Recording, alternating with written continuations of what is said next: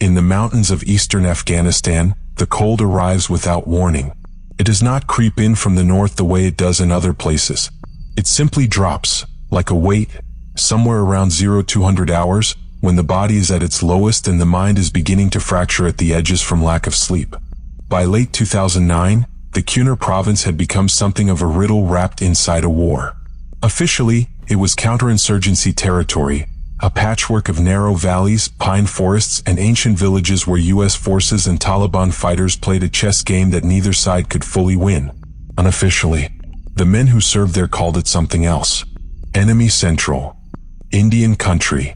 Sebastian Junger, who embedded with troops in the neighboring Karengal Valley, a place so brutal that 42 Americans died there in 4 years, wrote that the Kunar region was sort of the Afghanistan of Afghanistan, too remote to conquer, too poor to intimidate, too autonomous to buy off. But that is not the discovery we are here to talk about. What I am about to reconstruct for you comes from a combination of declassified patrol logs, a cluster of testimonies submitted anonymously to military field researchers, and one after-action report filed with the 2nd Battalion, 503rd Infantry, the same unit immortalized in the documentary Restrepo, that was later marked internal use only and has not been formally released. The unit in question, a 12-man element from Bravo Company, 2nd Battalion, 503rd Infantry Regiment, 173rd Airborne Brigade. The year, the late autumn of 2009. The location, a ridgeline patrol route above the Watapur Valley, Kunar Province, one of the most kinetically active corridors in the entire Afghan theater. Official records describe it as a routine reconnaissance patrol. The men who came back from that patrol, not all of them did, call it something else entirely. If you value real-world mysteries recovered from the fringes of conflict, stay with me. To understand what happened on that ridge, you first have to understand the context in which it happened. Because war does not create mystery in a vacuum. It creates it out of exhaustion, out of terrain, and out of the particular silence that descends on a patrol when every man's nervous system has been running at maximum capacity for 72 hours straight. By late 2009, the United States military was simultaneously trying to wind down in Iraq and surge into Afghanistan. President Obama had just approved the addition of 30,000 more troops. General Stanley McChrystal had taken command of U.S. and NATO forces and was executing a counterinsurgency strategy that, as he himself later admitted, he wasn't entirely sure would work. The 173rd Airborne Brigade Combat Team, the Sky Soldiers, had been cycling through eastern Afghanistan since 2005. They were good soldiers, experienced, but even good soldiers, operating in sustained high-altitude combat operations with chronic sleep deficits and rotating 20-hour patrol cycles, develop cracks. The patrol in question was tasked with a multi-day reconnaissance of a known infiltration route used by Taliban fighters moving between Pakistan and the Watapur Valley. The route crossed a high ridgeline at approximately 2,400 meters elevation, well above the pine tree line, where the terrain opened into a broken limestone plateau bisected by old shepherd trails. The patrol had been out for approximately 50 hours when the first anomaly was logged. 50 hours. No rack time. Cold MREs eaten standing up. NVGs burning the eyes. The kind of fatigue that makes a man's hands shake on his rifle grip not from fear, but from simple mechanical depletion. This is important to remember. Because when you hear what these men reported, the skeptical voice in your head will reach immediately for combat fatigue and hallucination. That voice is not wrong. It is never fully wrong in these circumstances, but it may not be entirely right either. One other thing worth noting before we move forward. The Kunar region, historically called Kafiristan, land of the unbelievers, before its forced conversion in the 1890s, carries within its tribal memory some of the oldest documented accounts of unseen mountain presences in Central Asia. The Pahai and Karengali peoples of this valley do not simply have ghost stories. They have taxonomies of what lives in the high places. They have names for things that predate Islam, predate Alexander the Great's passage through these same mountains, predate written history itself. The soldiers from Bravo Company, 2nd Battalion, had no briefing on any of this. The following is drawn from the testimony of the patrol's team leader, a staff sergeant with 3 prior deployments, including one in Iraq. He submitted this account anonymously to a military field researcher in 2011, and it was later cross-referenced with 2 other soldiers from the same element who submitted independent accounts through the same channel. Their testimonies do not contradict each other on the core details. This is what he reported in his own words. We'd been out about 2 nights at that point. The guys were gassed, not falling asleep at post gassed, but that deep bone tired where you're doing everything on muscle memory and training. I'd done it before. We all had. You keep moving. You keep scanning. You keep your mouth shut because noise carries off those ridge lines for miles. We were in a hold position, prone, tucked behind a limestone shelf, probably 600 meters below the actual peak. I was on the Recon 3 thermal at that point, new piece of kit, still figuring it out. I'd been scanning the village below us. We were watching for insurgent movement through the valley when I swept left and up along the false peak on our 9 o'clock. There was a heat signature up there. But my first read was a group of people, maybe 4 or 5 individuals clustered together because the mass was too wide for one man. I held on it. Told myself it was probably a shepherd with animals. People up there move at night with their animals sometimes. That's not unusual. Then it stood up. All of it. One heat signature. One form. It stood up and it was taller than the tree line. I know that sounds impossible. Those pines up there, I'd walked past them, I know how tall they grow. 12, maybe 14 feet. This thing was at least level with the tops of those trees, maybe taller. I dialed the zoom. I wasn't seeing it wrong. It wasn't running. It wasn't moving the way a man moves when he's trying to stay concealed. It moved at a walking pace, slow, deliberate, but the ground it was covering per stride was wrong. Completely wrong. In maybe 4 or 5 strides it had crossed a distance that would have taken my element 10 minutes to patrol on foot. Then it stopped, and it turned. Now, I've thought about this 100 times since.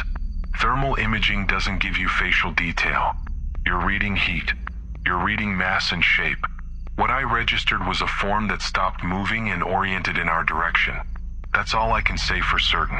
What I can also say for certain is that every dog in the valley below us went completely silent at the same moment. And the insects. I know that sounds like something out of a movie. I understand that. But I've been in enough field environments to know when the background noise of a place drops out. It dropped out. Completely. Like someone had pulled a plug. I was trying to get a range on it with the laser when my Recon 3 went to static. Not dead static. Like interference. Then my emitter started putting out a sound I've never heard a radio make before or since. Not squelch. Not a carrier signal.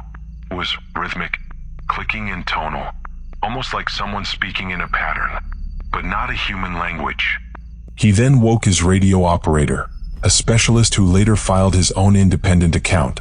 What followed was a brief, low-frequency exchange on their patrol net. Reaper 2, this is Bravo 6 actual.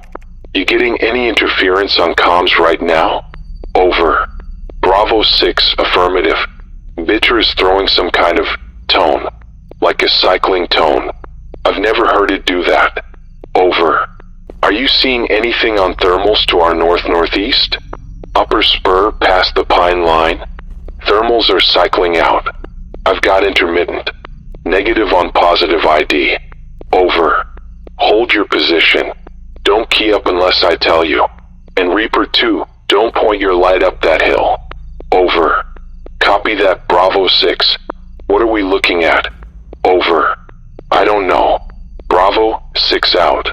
The radio interference lasted approximately 11 minutes before normalizing. When the team leader's thermal scope came back online, the large heat signature on the upper spur was gone. Nothing on the slope. Nothing in the trees. Nothing on the peak. Whatever had been there, if anything had been there, had vacated a 1,200-meter ridgeline in total silence, in a direction that the thermal showed as empty ground. This was not an isolated report. The network of anonymous military testimony researchers, one of whom has since published a documented collection of over 240 such accounts from across the branches of the U.S. Armed Forces and coalition partners, had received strikingly similar accounts from at least 3 other units operating in Kunar and the adjacent Paktika province between 2008 and 2010.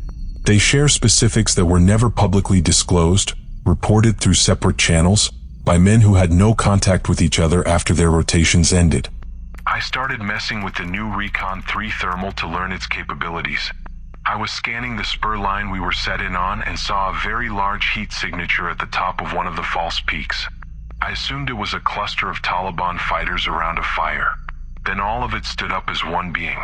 The trees in that area grow up to about 10 to 12 feet tall. This thing was at least as tall, if not taller, than the trees surrounding it. Its stride was slow and relaxed, yet it moved with incredible speed. It walked parallel to our position for a time, then went around the back of the spur and was gone. We were conducting a pre-op soak, monitoring a thermal feed of a group of individuals near a fire. After about 20 minutes, what we initially read as two men huddled under a blanket stood up. This figure made the rest of the group look like children in terms of height. It walked over to a mud structure and had to bend considerably to enter it. We immediately attempted to retask our sensor, but the feed went to interference before we could get a positive ID. I was on sentry duty and scanned a large compound perimeter with my laser rangefinder. There was a figure walking along the compound wall. By lasing the compound structure, which I could measure by reference, I estimated the figure's height at somewhere between 10 and 14 feet. Unusual clothing. Not a burqa, not traditional Pashtun dress. The gait was very slow, very deliberate. It cleared a distance of approximately 60 meters in roughly 4 paces and then passed behind a building. I saw it enter nothing. It simply passed behind the structure and was gone from any angle I could find. 4 accounts, 4 different units, 4 different provinces, all involving the same basic taxonomy of features. Anomalous size, anomalous speed, thermal imaging failure at the moment of sighting, and a disappearance that left no physical trace on open ground. None of these accounts exist in official military record. They exist only in the testimony archive, filed anonymously by men who each expressed, in various ways, a reluctance to report what they saw through official channels, not because they feared disbelief, but because they feared what the documentation of something like this might do to their careers, or to the careers of the men in their element. That reluctance is, in its own way, revealing. What the U.S. military did not brief its soldiers on, and what anthropologists and regional specialists had documented for decades, is that the high mountains of the Kunar and Nuristan regions carry one of the world's most persistent traditions of large, unseen presences in remote terrain. The peoples of this region, ethnically and linguistically distinct from the surrounding Pashtun majority, lived for centuries in the mountains of what was called Kafiristan. Their pre-Islamic belief system, elements of which survived conversion and persist in isolated villages to this day, describes the high ridgelines as inhabited, not by ghosts in the Western sense, not by jinn in the Islamic sense, though that vocabulary was adopted after conversion, by something older, something the ancient texts of the Kalash people, linguistic cousins of the Nuristanis, describe simply as the ones who were here before us. Afghan National Army interpreters attached to U.S. units in Kunar repeatedly warned American soldiers not to patrol above certain elevation markers after dark. They would not explain why in terms that satisfied a military intelligence framework. They simply said, "Those places are not empty." One U.S. Army paratrooper, writing later in his deployment journal, noted that his interpreter, a Pashto speaker from Kabul, educated and secular, refused to look up toward a specific ridgeline during a nighttime patrol stop near the Watapur Valley. When pressed, the interpreter said only, "There are things in those high places that are not from this war. They were here before the Russians, before the British. They will be here when we are all gone." The equipment failures logged across these accounts are worth examining on their own terms, separately from whatever caused them. Thermal imaging systems, specifically the Recon 3 units fielded to infantry units in this period, are subject to known failure modes: battery depletion in extreme cold, lens condensation at altitude, and electronic interference from high-powered radio transmitters. All of these are documented. All of these are plausible explanations for individual instances of image degradation. What is harder to explain is the pattern of simultaneous failure, thermal and bitter radio failing in the same narrow window, resolving together, with the interference on the radio described consistently across multiple accounts as rhythmic and tonal rather than simple static. The 2009 Paktika province account is particularly notable here. The soldier reporting it described navigating to their designated grid position using Blue Force Tracker, a satellite-linked positioning system. He noted, "My BFT began experiencing issues, but before I was able to pass off navigating duties it righted itself. As I rechecked my BFT, I had the feeling our grid points had moved. He dismissed the feeling, confirmed his grids, and pressed on. Later that same night, the patrol's thermals began to cycle in and out. Nothing was found at that grid location. The patrol completed its mission and returned to the FOB. The BFT anomaly was logged as a possible system glitch and never revisited. One explanation for simultaneous GPS and thermal disruption in a mountain environment is electromagnetic interference from natural sources. Certain geological formations, high-altitude atmospheric electrical events, or powerful ground-based transmitters operated by hostile forces for jamming purposes. The Taliban did employ rudimentary electronic warfare in this period. That is documented. But the Taliban did not, to any intelligence analyst's knowledge, have the capability to generate a 14-foot heat signature on a thermal scope. The event I am about to describe represents the furthest extent of what can be reconstructed from available accounts. It is also the most contested. The primary witness, the same staff sergeant from Bravo Company we heard from earlier, did not report this through any official channel. He reported it to the same anonymous research network 2 years after his rotation ended. He did so, he said, because he had learned of the other accounts and could no longer convince himself that what his patrol experienced was purely internal, a product of their own deteriorated state. On the third night of the patrol, approximately 72 hours after insertion, the element established a new hold position roughly 300 meters below and east of their original contact point. The staff sergeant had made the decision to adjust position without filing an updated sitrep, which he acknowledged was a procedural deviation. He said he made that decision because his instinct, his training, told him that holding the original position was wrong. He could not articulate why. He simply knew. About 0330 hours, 2 of my guys on the southern watch position started having trouble. Not falling asleep, I want to be precise about that. They were awake, but they stopped responding on the internal net. I went to them personally. They were oriented in the same direction, south-southeast, back down the slope toward the route we'd come in on, and they weren't talking. Not to me, not to each other. One of them, I'll call him Reaper, had his weapon up and was tracking something down the slope. I looked where he was looking. I didn't see anything. No thermals. My Recon 3 was still intermittently cycling. I asked him what he had. He said very quietly, without taking his eye off the slope, "It's behind the trees. It's been standing there for 20 minutes. It's watching us." I put my NVGs on and scanned. The pine trees on that slope, maybe 80 meters below our position, were creating a shadow line. Green on green in the nods. And I don't know. I saw something consistent with what he described. A mass behind the tree line. Not moving, just present. A density that wasn't consistent with the trees. I want to be careful here. I'm not going to tell you I saw something supernatural. I'm going to tell you I saw something that I couldn't immediately explain, in a condition of significant sleep deprivation, using night vision equipment that had been behaving erratically for 48 hours. Those are the honest parameters of what I can tell you. What I can also tell you is that I made the decision at that moment to initiate a CASEVAC call for my 2 non-responsive personnel and to move the entire element back to the emergency extraction point without waiting for first light. I have never made that call based on nothing. I've made CASEVACs under fire, in darkness, in mountains. This was different. When we got my 2 guys back to the FOB at Asadabad, the medic cleared them physically. No injuries, no fever, no physiological marker for anything. They were just quiet. For about 6 hours they were very quiet. When Reaper 4 came back, I spoke to him privately off the record. He told me that while he was oriented on that tree line, he'd had the clear and absolute conviction that whatever was behind those trees was not hostile. It was not looking at us the way an enemy looks at you. It was looking at us the way you might look at something that has wandered into a place it doesn't belong.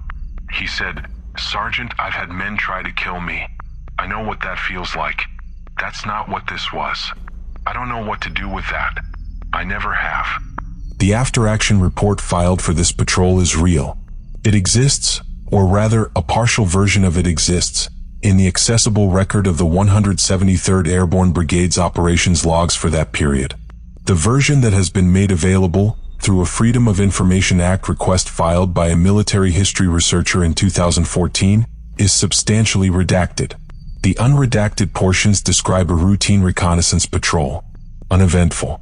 No significant contacts. The element returned to FOB Asadabad at approximately 0530 local time. No casualties. No significant intelligence collected. The single line that was not redacted, and that the researcher flagged as anomalous given the surrounding redactions, reads, 3 personnel non-responsive on return to FOB. Referred to medical. Cleared at 0830. Non-responsive. That word appears in the medical language of the military in a specific context. It implies a failure of verbal communication, of normal interaction. It implies that something had altered in 3 men between the patrol and the FOB, something that the medical officer could find no physical explanation for, and that cleared on its own before the next briefing cycle. The SIGAR, the Special Inspector General for Afghanistan Reconstruction, reviewed thousands of operational documents from this period. Many were later reclassified. Some were deemed sensitive but unclassified. A small number relating to specific incidents in the N2KL region, the 4 provinces of Nangarhar, Nuristan, Kunar, and Lagman, were quietly moved into a different archival tier and have not been publicly accessible since 2016. We do not know what is in those documents. We know that they exist. I want to be honest with you about what we have and what we don't have. We have 4 accounts from 4 separate soldiers across 3 provinces and 2 years of operations, describing events that share specific features, not vague impressions, but specific details.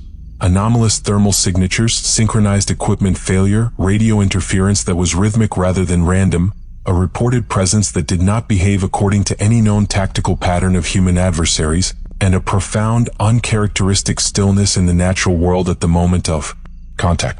We have a folklore tradition in that region stretching back centuries that describes the high mountain terrain as inhabited by presences that predate current human populations. We have a partially redacted after-action report that describes 3 non-responsive soldiers with no medical explanation.